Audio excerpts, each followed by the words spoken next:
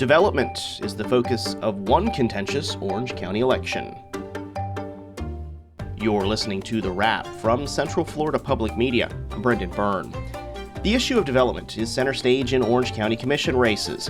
One example is the District 1 race between incumbent Commissioner Nicole Wilson and entrepreneur Austin Arthur. Arthur has accused Wilson of not prioritizing infrastructure along with growth, while Wilson has accused Arthur of being unrealistic and developer-backed. And then there's the money being funneled in. Campaign finance records show Arthur has raised more than $336,000. Wilson shows just under $80,000. A look at the issues of development and the campaign cash of one Orange County Commission race. That's ahead on The Wrap, the big stories this week from Central Florida Public Media. But first, these news headlines. Under a new agreement, the city of Orlando will drop its efforts to annex a large piece of land that would have added more than 52,000 acres to the city. Central Florida Public Media's Joe Mario Pedersen has more following Tuesday's Orange County Commission meeting. The County Commission approved an agreement with Orlando in which the city gives up annexing the vast Deseret Ranch property, and the county is dropping its challenge of Orlando's annexation of Sunbridge. The two will have a 10-year joint planning agreement with rules of engagement and plans to expand in the future. The City Council will vote on the agreement Monday. Commissioner Emily Bonilla represents the area that includes the Deseret Ranch property. She was elated with the agreement. The goal of that annexation charter amendment is to work together with the landowners and the cities and, make sure that we're creating a county that has proper growth management and that can sustain itself. Orlando could still annex the Deseret Ranch land later, but it would do so under the Rural Boundary Charter Amendment if it passed. The amendment allows Orange County to approve or stop annexations. Joe Mario Pedersen, Central Florida Public Media. An Osceola County grand jury says the Kissimmee Police Department has a, quote, culture of silence that covers up police misconduct. As Central Florida Public Media's Joe Burns reports, State Attorney Andrew Bain released the grand jury report Thursday, 4 days after Police Chief Betty Holland resigned. The report stems from an excessive force investigation that led to felony battery, witness tampering, and other charges against former officer Andrew Bisaggio, who has pleaded not guilty.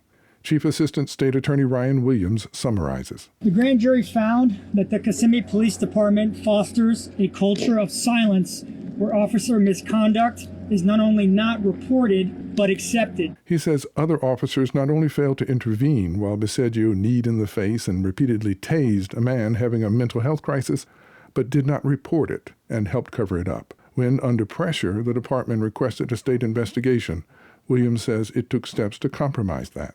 The allegations also include a pattern of failing to report misconduct. The grand jury recommends training and new policies. The city has appointed new leadership and is asking for an investigation into current officers who may have lied. Joe Burns, Central Florida Public Media. More than 6.2 million Floridians have already cast ballots through the mail or at early voting sites. That's nearly 45% of all registered voters in the state. As of Thursday morning, Republicans held a large lead over Democrats in ballots cast. While more Democrats have voted by mail, the GOP has dominated in early voting. Leon County Supervisor of Elections Mark Early expects about 2/3 of voters will have cast their ballots prior to Election Day. Get it done. To me, Election Day is absolutely last chance voting. And if you wait till the last chance and something goes wrong, you may not get your ballot cast. Early voting will continue through November 2nd statewide, with some counties also open on November 3rd. Election Day is November 5th. More local news stories on our website. Visit cfpublic.org. In unincorporated Volusia County, some rural residents are still wading through water after Hurricane Milton flooded their roads and homes. This is way past sad. This is despair. Now, residents are asking their local governments to stop new development. The latest in our continuing coverage of Hurricane Milton. Listen to new episodes of our podcast, Seen and Heard. Get it wherever you get this podcast. Development has taken center stage in several Orange County Commission races this year. One that best illustrates this is the race between incumbent Commissioner Nicole Wilson and her opponent, Austin Arthur, both vying for the county's District 1 Commissioner seat. In the August primary, the vote count was so close that a runoff election was triggered. Central Florida Public Media's Lillian Hernandez Carbajo reports. It's windy and starting to rain this Wednesday afternoon, but Austin Arthur is out canvassing in Winter Garden, part of West Orange County. My name's Austin. I'm running to be your next commissioner. Such a close race. Yes. Arthur co-owns a marketing company and has lived in District 1 for about 10 years with his wife and 3 kids. He says he never dreamt of going into politics, but last year he decided to throw his hat into the ring to unseat Commissioner Nicole Wilson. We gotta be done, right? That's right. Amen. Give me some spin. Boom. Arthur says he served on 12 community boards, and it was through that work that his concerns grew. In his role with the Habitat for Humanity Board, he says he fostered great relationships with municipalities and organizations to help him find land to develop. But with the county, it was a very different experience. At one point, I just started to realize that we really had a leadership crisis in West Orange County. Arthur says the commissioner has been soft on impact fees and won't work with developers to negotiate better deals, allowing sprawl without the needed infrastructure. He says that if elected, he'll slow the growth and prioritize infrastructure. We have failing roads, we have flooding issues, we have overcrowded schools, because we just keep getting pounded with development here. We don't need to City of Orlando, West Orange County. But incumbent Nicole Wilson has a different take of her time in office. She says that under her watch, the growth in Orange County has been responsible and that she's proud of her track record. In 2022, the county raised impact fees. In 2023, she began updating codes for tree and wetland preservation. She's also fought to save natural landmarks in new developments and has been an advocate for adaptive reuse projects.